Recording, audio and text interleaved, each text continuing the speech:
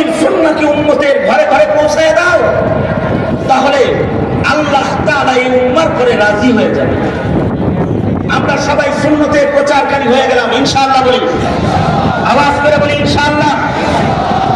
যারা সুন্নতকে অনুকরণ বাদ দিয়ে হালকা বাদ দিই, তাদেরকে বলবো হালকা বাদ দেন, আমলি জিন্দেগিতে আসেন, আখলাকের জীবনে আসেন, হালকা বাদ দিয়ে দেন।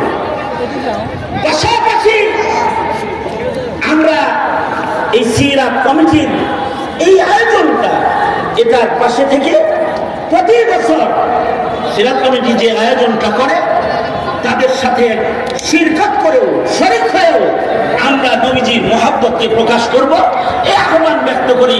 জাস্ট দুই চার কথা আপনাদের কাছে হুকুম হয়েছে তাই বললাম। আলোচনা তো আলোচকরা করবেন, মুরব্বীরা করবেন, বাস হায়াত বাকি, মুলাকাত বাকি, মুলাকাত বাকি, নসিহত বাকি। আসসালামু আলাইকুম ওয়া রাহমাতুল্লাহি ওয়া বারাকাতুহু।